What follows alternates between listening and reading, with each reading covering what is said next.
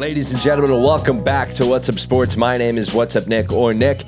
We got a big question for today with a big answer. Are the Philadelphia Eagles still the team to beat in the NFC right now? We're going to break that down, all coming up next. My name is What's Up Nick. This is What's Up Sports. Hi. What? Look. So, ladies and gentlemen, a quick snapshot so we're all on the same page. Today, we're talking about the birds. The birds being the Philadelphia Eagles, not the Baltimore Ravens, not the Arizona Cardinals, not the Seattle Seahawks. No other type of bird besides the Philadelphia Eagles is who we're talking about today. So, quick snapshot so we're all on the same page. The birds just hit the bye at 6-2. They're first in the NFC East right now, then draw Monday night at Lambeau in Week 10, which is tonight, the air date of this video. The Packers just lost at home to Carolina, so Philly comes off rest and walks right into a statement spot on national TV. That is the setup. And the division, as in the NFC East, it's not really tight at all. The Eagles sit at 6-2, the Cowboys are 3-5-1, the Commanders are 3-6, and the Giants sit at a 2-7 record. That is a 3-game cushion over Dallas, even more on Washington and New York. Control your business, and you control your division. The Eagles have the largest lead in the NFC East in quite some time at 3 games, but again, we've seen in time and time again that lead can dwindle. This is why we're making that video. The quick rewind. Let's rewind to the last 2 times we saw this team. Week 7, Jalen Hurts put up a perfect passer rating, the first perfect passer rating of the 2025 season, and Philly rolls Minnesota. Week 8, they throttle the Giants 38-20 in the revenge game, sack Jackson Dart 5 times, and hit the bye week on a 2-week heater. So they have some momentum coming into this Monday night game tonight. Now, if we're talking about the big headline, we're talking about the A.J. Brown situation. Of course, that is number 1 on a lot of people's minds. So before we crown anybody, let's handle the headline. So we're talking about the injury, A.J. Brown, hamstring. You got the trade rumors, the practice status. But in all reality, in talking about the injury rumors, he was a full participant after the bye is expected to go against Green Bay tonight. He addressed the noise that as the team expects him to play. Also, Howie Roseman put a pretty big period on the rumor at the trade deadline. Apart from saying that he was absolutely not going to move A.J. Brown and he was 100% going to rather finish out his contract or wait till free agency, which I don't think A.J. Brown is going to leave the Eagles, but that's later on down the line. Howie Roseman essentially put out the statement, you do not move on from elite players who wear the C for you, period. Point blank, period. A.J. Brown is not going anywhere. So does the chatter matter? Only if it becomes a pattern and Philly stars get attention. What matters is availability on Monday and buy-in down the stretch. I mean, Brown on the field forces coverage to roll his way, which changes everything for the Eagles' play style. For Devontae Smith, for Dallas Goedert, and the run game with Saquon. We've seen Dallas Goedert score touchdowns out the wazoo, and I'm pretty sure had the most touchdowns in the league until the Eagles hit the bye week as an individual player. And the run game with Saquon, we all saw what the run game with Saquon could do last year. He finally had his big break in just the last game against the Giants, where he finally rushed for over 20 yards. And then Devontae Smith is Devontae Smith. Skinny Batman, you know what he can do. Now, talking about the A.J. Brown rumors and trade situations with how it got here, that's I'm not going to touch too much on that. That's A.J. Brown, in my opinion, playing Batman on Twitter, getting all the clicks on Twitter. And A.J. Brown is smart enough to be media trained and know that when he posts something out on Twitter like that, that essentially throws the team under the bus or makes it look like that A.J. Brown is not happy being an Eagle. And obviously, every wide receiver wants to get the ball a million times a game, but that's not the Eagles' play style. I mean, when you have the best running back in the world, and then you have hands down a top 3 wide receiver tandem in the league with Jalen Hurts as your starting quarterback and the number 1 offensive line, like there are a lot of other factors that go into it. And in my opinion, A.J. Brown is just being a soft little whiny baby, just right there, because he is media trained out the wazoo. He knows every time he's going to make a statement, every tweet he's going to make is going to get posterized just like that, and everybody's going to look at it and have their own opinions on it. So I'm going to stay away from that. I don't think A.J. Brown is serious about leaving. I don't think Howie would ever let him leave if it's not for free agency. And I just don't think the Eagles would let him just walk. I think the Eagles would actually have to get a lot in return for him. Okay, so that's my opinion on the A.J. Brown crying or tweets of being unhappy and not happy in Philly and wanting to move on. I don't think he's unhappy. I think he wants the ball more, but every wide receiver wants the ball more. Now, as we move on to the trade deadline, Howie did Howie thinks. 3 defensive adds at all positions. Jay Alexander, former Packer and 2-time defensive Pro Bowler, arrives via Baltimore for a late pick swap. We got Michael Carter II from the Jets, a true slot that lets you keep Cooper DeJean and Quinyon Mitchell in clean roles and allow you to mix your nickel pressures. Compensation was light and you moved a depth wideout to make it happen. And the headliner, edge rusher Jalen Phillips from Miami. The cost was a future 3rd-round pick, but that's the swing that you take to upgrade your defense. Howie Roseman obviously knew the defense was not the problem, but a pretty big problem in this team compared to last year. I mean, a big drop off, when you lose a ton of people off that Super Bowl win. And the headliner, edge rusher Jalen Phillips from Miami. The cost was a future 3rd-round pick, but that's a swing you take if you're Howie Roseman. He's already got history with Vic Fangio. You needed an edge rush help because, we're just lacking in that position. It cannot, fill all these roles, especially with the amount of playing time that they're getting, and especially just no disrespect, the talent they have, they don't look like they're top defensive players. So Jalen Phillips having history with Vic Fangio, Michael Carter II from the Jets, a true slot, and then Jair Alexander, a former Packer and a 2-time Pro Bowler who started out his career on the hot end, kind of slowed down and, doesn't have a lot of expectation around him. And I say expectation with the point that, not that we're expecting him to come in and be a bum, like that's not at all what we're expecting. But we're not expecting him to come in and completely take over the defense. We've understand he's had some injuries and some setbacks along his career, and we're just hoping that, he can find his stride here again in Philly. And that's personally what I think Howie saw on the Jair Alexander trade. But again, 2-time Pro Bowler. We get Michael Carter from the Jets. He's probably ecstatic about leaving the Jets, and then Jalen Phillips leaving from Miami. So, anytime you get traded to a contender like that, you're pretty happy with it. But the local and national grades were strong to very strong. The theme was the same. You got better where you were thin without mortgaging the future, which is classic Howie Roseman. And one more big note for the identity of the locker room. As I just said, we'll get to it. Brandon Graham is back out of retirement. That happened a couple of weeks ago. I'm assuming that everybody knows about that, but the reason for his unretirement, in my opinion, is culture, leadership, and the situational rush. I mean, even if it's 15 snaps a night, that matters in a room that expects you to play deep into January. But of course, we're not going to send Brandon Graham out and play 60 snaps and expect Brandon Graham to be the end-all, be-all. In my personal opinion on the Brandon Graham situation, he should have stayed in retirement, and that's not a knock to me saying that he's not going to be the same. I have no doubt in his physical abilities. Now, this is just me being a selfish Philly fan. If you really want to get into it, I think Brandon Graham had the perfect Philadelphia storybook ending. He came in, he was homegrown talent, played absolutely amazing and out of his mind for the years that he was here, beat the underdog allegations, became a total star in this league, helped the Eagles win their first Super Bowl in that iconic Tom Brady strip sack in the Super Bowl 52, and then going out on top and winning Super Bowl 59 with the Eagles and retiring right after that, after battling injuries and before the injuries was playing on top of his game in the last season. I just think it was a storybook ending, but of course that's me being selfish to the fact that it was such a storybook ending for Brandon Graham. Now we're hopping into why the Eagles are the team to beat. So let's build the case. We're building it by 5 pillars. 5 pillars for why the Eagles are the team to beat. Pillar number 1, the proven ceiling. This roster's core just won it all last February. Hurts, a Super Bowl MVP, Devontae Smith, A.J. Brown, Lane Johnson, Jordan Mailata, Jalen Carter, and Jordan Davis up front.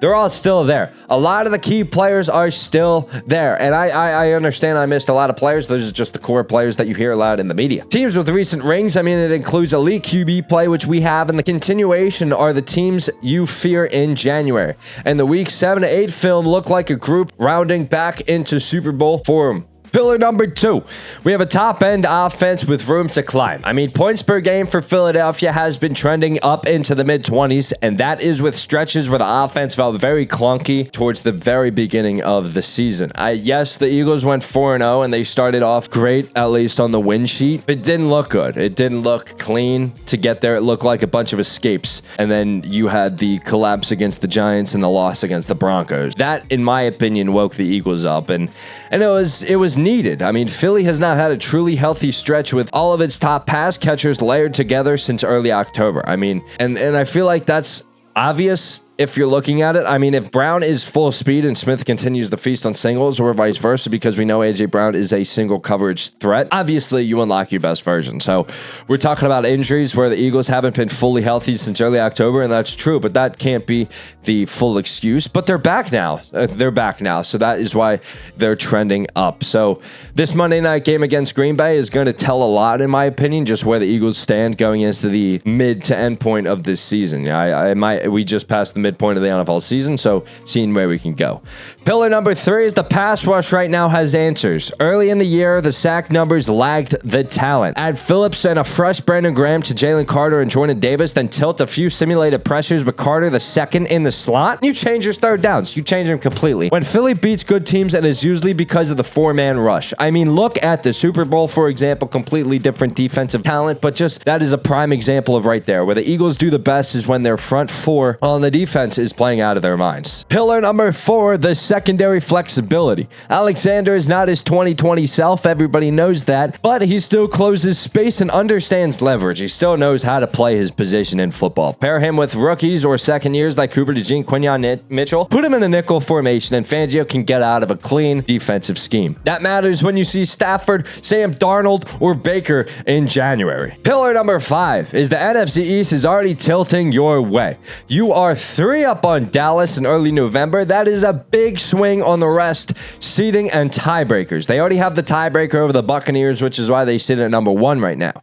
Get the 1 or 2 seed and you make people fly to you. I mean, last year, the Eagles were absolutely unstoppable, and that came off of a huge, I want to say, RNG or luck-based NFC seeding in the playoffs. I mean, with the Lions getting bounced in that divisional game, that was a shock to everybody, losing to the Commanders, and then the Eagles going in and absolutely dismantling the Commanders was a sight that I loved to see. The counter. We're back to the counter. Who can claim the belt? Now, devil's advocate, by design, we're here. If you tell me Philly is not the team to beat, you are probably making one of these arguments. 1. Seattle's defense is for real, and they have playmakers outside. I mean, Sam Darnold having an absolutely ridiculous Linsanity type season stabilized the team, and the defense has been playing very, very well. Now, that's a fair take, but the problem with Seattle is they have been inconsistent on the road so far this season. They will have to win away from home in January. Their path is likely going through Philly or Tampa. The Birds match up well in the trenches, and the Birds, when they get in the trenches, I think the Birds have to win 9 times out of 10. Point number 2 is Tampa. Tampa looks mostly complete. Baker Mayfield obviously doing Baker Mayfield things with Chris Godwin and Mike Evans. Obviously, Mike Evans with that injury. We don't know what's going to happen with him in the future. The defense is stingy. They already have beat Seattle, but I buy Tampa as a problem. They're always a problem to the Eagles. For some reason, the Eagles can never have a clean game against Tampa. But I'm still taking Jalen Hurts over Baker Mayfield in a 1-score, 2-minute situation off the fact that Jalen Hurts wins. He does nothing but win. Now, I'm not saying Jalen Hurts is a better quarterback than Baker Mayfield. No way am I saying that. Baker Mayfield is freaking legit. Baker Mayfield is Johnny Manziel. Okay, that's all I'm saying. Everybody knows Baker Mayfield is absolutely insane. Okay, so I'm not saying Jalen Hurts is better, but I am saying Jalen Hurts is better at winning the games in 1-score, 2-minute situations. We've seen it over and over again. The Jalen Hurts haters cannot stand watching Jalen Hurts in a 2-minute situation. Number 3, the Rams. Explosive plays scare you. Totally valid. Stafford is dealing and Puka is the chain mover, but Philly already handled them in a big spot, and that counter punch is familiar. The Eagles can squeeze them with time of possession and a 4-man rush again. However, the Eagles beat them during the season off of a blocked kick, 2 blocked kicks actually in the same game. Take away one of those and the game completely swings into the other favor. So if we're being totally serious, the number 1 contender, in my opinion, for the Philadelphia Eagles is the Los Angeles Rams. Number 4, Green Bay. They sit near the top of the conference, and Lambeau in the cold is not fun, but their loss to Carolina at home last week showed the floor is still the floor. The team can be out-physicaled any day of the week, and Philly wants that kind of game. Philly goes in, they want to play in the trenches. They take pride in playing in the trenches, and to be honest, Green Bay came into the season with Super Bowl aspirations, but now they just look more like they're on fraud watch. So if you're Green Bay going into this Philadelphia game at home, at Lambeau on Monday night, again bouncing back from a loss to Carolina. This is a must win, in my opinion, for Green Bay. So I think this is going to be one of the toughest games that the Eagles play all season. I think this is a must win for Green Bay, absolutely, to save yourself from the fraud allegations and keep yourself in serious contender hopes. Number 5 is Detroit and San Francisco as chaos wildcards. Both have top 10 ceilings on a given day, but as of this week, neither sits ahead of Philly in the race, and the Eagles' defensive upgrades are targeted at the type of teams that stress you horizontally and vertically. That is why corner and edges were the moves for Philadelphia. Now, Detroit is a serious threat. I'm not taking them out of the mojo at all, but Detroit is nowhere near the same that they were last year. Now, Detroit's working with a whole new system compared to the Eagles. The Eagles just lost personnel but have the same defensive system, and Detroit is trying to bounce back and build themselves back better, but they can't because they lost too many key assets. And that last year, I think that last year's run was absolutely the run you had to make the Super Bowl on, and it was just unfortunate the way it ended. But Detroit's a solid contender. I have the Birds over them comfortably, but Detroit is still in there as a chaos wild card. San Francisco just threw them in because, you know, you make the dance and anything can happen. San Francisco, has the easiest schedule in the NFL by far before the season started, coming into the season. Obviously, Christian McCaffrey does Christian McCaffrey things, but if we're being totally serious, I think that's a toss-up game in terms of San Francisco can flash or absolutely just diminish. I think if we're being real, if we get to a January game and it's San Francisco against Philadelphia, it's going to be in Philadelphia, and Philadelphia is going to handle that convincingly. Okay, so that's the 5 or 6 teams that I think can, really do some damage against the Eagles. But again, I think the Eagles hold strong. Back to Philly. The 2 pressure points. Pressure point number 1 is the offensive predictability. And we all know Drew Brees and company said the Eagles looked very boring and they were a boring team to watch. And no matter how you look at the Eagles, a fan or not, I mean, I'm a big fan of the Eagles. They were boring to watch. No, we got the win out, and that was all that mattered for me. And obviously the Philly fans, that's all that matters. And that's all that matters for the Philadelphia Eagles. But they were boring to watch. Drew Brees said it. They are very predictable. There were stretches this fall where analysts called the offense predictability. Too much gun formation tells run pass tips. During that dip, it was fair criticism. The last 2 games looked different. There was more motion, more constraints off the base runs, and Hurts got the ball out on time. Take that forward or you invite the same problems back. You got to move forward from that. You can't regress, especially after the bye week, and especially with the expectation that the bye week is essentially everything for Philadelphia. It's the turning point. I mean, we look at last year's bye week, and that was 2-2 entering the bye week, and then boom, 10 straight wins. I mean, you need a good bye week if essentially we're basing it off of last bye weeks, and a lot of people are, especially with the trades that Howie just made. You need to keep going, because if you don't, I mean, there were fans, like I knew what Philly was going to run. On first and second, you try to pass it on third down. You don't get it. That's a 3-and-out right there. They would do that over and over and over and over and over again, especially from shotgun formation. It was just very predictable. It was very annoying to watch, but somehow, I mean, we got lucky and got away with a couple of the wins. Pressure point number 2 is health and chemistry in the receiving room. The A.J. Brown thing only matters if it bleeds into Sunday, and for this case, Monday night. Same for the hamstrings. On paper, the Eagles have a top 3 pass-catching trio in this conference. Keep them on the field together, and this is not up for the debate. They missed time, and you are back in the rock. Brown was full after the bye, and Howie Roseman shut the door on the deadline noise, which that definitely helps the mental health of A.J. Brown. I mean, what if he did want to leave? Doesn't matter now because the trade deadline's over, and you got to lock back into your team. Why the deadline actually shifts January. I want to zoom in on the trade deadline one more time, because this is the part I think decides January football. Alexander gives you a veteran who understands route stems and can survive on an island when Fangio spins the safeties. Carter II lets you be creative in the nickel and dime formation, and Phillips is a closer on money downs, especially if the interior pushes the pocket. All 3 are modular. You do not need them to be stars. You need them to erase weaknesses. That is how Super Bowl teams finish a roster. And then there is Brandon Graham. The stat line might be small, but the impact is definitely there.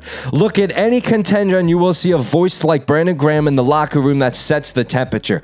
BG is that guy for the Eagles. Now, the Monday night test. Green Bay is definitely not a layup. If that's what you were thinking as I was explaining this, Green Bay is a serious test. Lambeau, primetime, cold air, and a quarterback who can scramble you out of a good coverage snap. They just lost to the Panthers at home. And if you're the 1 seed team, you go in there and you take that game, get out clean, get to 7-2, and plant your flag for the stretch. However, Green Bay, again, is not a team that you can just roll over. They're not a layup. They're a hard team to play against. So if you come in there, you get out 7-2 clean, that's good. Now, if Green Bay were to lose that game, in my opinion, their season isn't done, but their Super Bowl hopes are definitely out the window unless they go on some crazy miracle run. I think that's it. I don't think you can lose back-to-back weeks like that, especially at home, primetime in Lambeau, a week apart. So my verdict, are the Eagles the team to beat in the NFC? My honest read, yes. And I'm going to try to keep this as non-biased as possible. Not because they are perfect and not because nobody else can beat them so far, except for the 2 losses that they had to the Broncos and, of course, the fucking Giants. But because their path puts the roster, plus their deadline moves, puts them a half step ahead right now. They're already 3+ games ahead in the NFC East. They're already going to be the number 1 or 2 seed without a doubt. I mean, the number 1 seed is in the Philadelphia Eagles' hands, and we know that when it's in the hands, apart from that 2023 season, most of the time it finishes up and ends up staying in their hands. Now, they are deeper in the secondary today than they were 2 weeks ago. They're better on the edge than they were a month ago, and their best offensive ball is still in front of them. Jalen Hurts just had a perfect passer rating 2 weeks ago. They have the division cushion, they have a primetime stage set, and they have the scars of a team that already climbed the mountain. They know what it takes to win the Super Bowl. They know the hustle, the determination, the grit. They know the trenches they have to go through. You prove it Monday, stack a few, and we're starting to talk about the seeding instead of if. The Eagles are the team to beat in the NFC. That is my take. There's no way the Eagles are not the NFC team to beat. I mean, look, I understand, and I'm backtracking now. We talk about the Rams. I think they're the only competition to the Eagles if we're talking about seriously playing a playoff atmospheric game in January. I think the Rams are the only team that can take the Eagles down. However, again, the NFC, Philly owns it right now. I mean, you look at every metric. Yeah, he might not be passing the most. He might not have the most passing touchdowns. Jalen Hurts might not be the flashiest quarterback, but the Eagles are the most complete team in the NFC. And I just don't see a world where you can argue against that. But honestly, I would love if you argue against it because it's your turn. I want to hear from you guys. Are the Eagles the clear team to beat in the NFC, or is it someone else as in LA or the Buccaneers? I want to hear your take again down in the comments, or you can tweet me on Twitter at WhatsAppNick. I want to hear all criticisms, all debates, all takes you have. Tweet me on Twitter or drop them in the comments. I will respond to every single one of them. Anyway, this has been episode 2 of What's Up Sports, and my name is What's Up